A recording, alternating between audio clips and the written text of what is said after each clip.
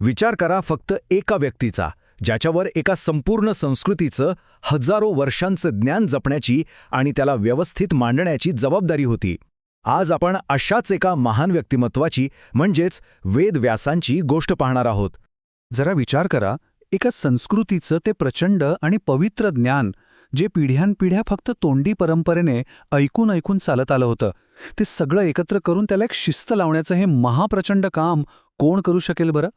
आणि समजा हे काम कुणी केलंच, तर तेवढ्यावर न थांबता तीच व्यक्ती जगातील सगळ्यात मोठं म्हणजे 1,00,000पेक्षा जास्त श्लोकांचं महाकाव्य लिहू शकेल.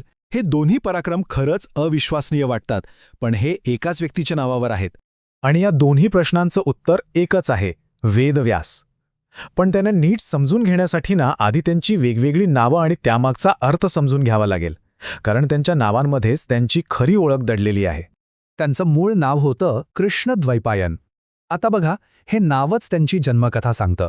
कृष्ण म्हणजे त्यांचा सावळा रंग, आणि द्वैपायन याचा अर्थ होतो बेटावर जन्मलेला, कारण त्यांचा जन्म पराशर ऋषी आणि सत्यवती यांच्या पोटी यमुना नदीच्या एका बेटावर झाला होता. पण जग त्यांना ओळखतं वेदव्यास या नावाने. व्यास या शब्दाचा सरळ अर्थ आहे व्यवस्था लावणारा किंवा संपादक. त्यांनी वेदांचं वर्गीकरण आणि संकलन केलं आणि म्हणूनच त्यांना हे नाव मिळालं. हे नाव म्हणजे त्यांच्या सगळ्यात मोठ्या कार्याची ओळख आहे. तर मग पाहूया त्यांचं पहिलं मोठं काम. व्यासांनी फक्त ज्ञान मिळवलं नाही, तर त्या ज्ञानाला सगळ्यांसाठी सोपं आणि समजण्यासारखं बनवलं. त्यांनी ज्ञानाच्या एका अथांग समुद्राला एका व्यवस्थित प्रणालीमध्ये बसवलं.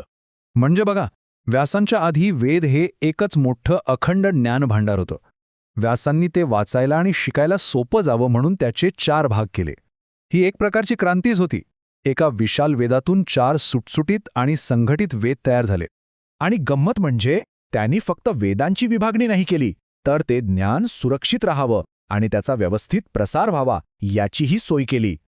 त्यांनी प्रत्येक वेद आपल्या एकेका मुख्य शिष्याला शिकवला, म्हणजे ही ज्ञानपरंपरा अविरतपणे पुढे चालू राहिली. आता वेदांच्या संकलनावरून त्यांच्या दुसऱ्या भूमिकेकडे येऊया, ती म्हणजे एका महान कथाकाराची. त्यांनी फक्त ज्ञानच एकत्र केलं नाही, तर मानवी भावना आणि संघर्षाची जगातली सगळ्यात मोठी कथाही सांगितली. 1,00,000पेक्षा जास्त श्लोक हा आकडाच थक्क करणारा आहे. हे फक्त एक महाकाव्य नाही आहे, तर व्यासांनी शब्दांमधून उभं केलेलं एक संपूर्ण जग आहे. आणि महाभारत म्हणजे फक्त युद्धाची गोष्ट नाही, त्याच्या आतमध्ये धर्म आणि कर्माचं तत्वज्ञान आहे, मानवी भावनांची प्रचंड गुंतागुंत आहे, राजकारण आहे, आणि सर्वात महत्त्वाचं म्हणजे भगवद्गीतेचं कालातीत ज्ञान आहे. आणि आता येतो कथेतला खरा ट्विस्ट. व्यास फक्त या महाकाव्याचे लेखक नव्हते, तर ते स्वतः त्या कथेचा एक खूप महत्त्वाचा आणि अविभाज्य भाग होते. मग प्रश्न पडतो की ते फक्त एक साक्षीदार होते का? जे काही घडत होतं ते फक्त शांतपणे बघत होते आणि लिहित होते, की त्यांचा ह्या कथेशी ह्यापेक्षाही काहीतरी खोलवरचा संबंध होता? तर उत्तर आहे हो, त्यांचा खूप जवळचा संबंध होता. वेदव्यास हे युद्ध करणाऱ्या दोन्ही बाजूंचे म्हणजे पांडव आणि कौरव या दोघांचेही आजोबा होते. हो, अगदी बरोबर ऐकलं. ते या कहाणीचे फक्त लेखक नव्हते, तर एक प्रकारे मूळ पुरुष होते. ही वंशावळ पाहिली की हे नातं अगदी स्पष्ट होतं. खरं तर त्या काळातील नियोग नावाच्या एका परंपरेनुसार वंश पुढे चालवण्यासाठी व्यासांनीच धृतराष्ट्र आणि पांडू यांना जन्म दिला होता.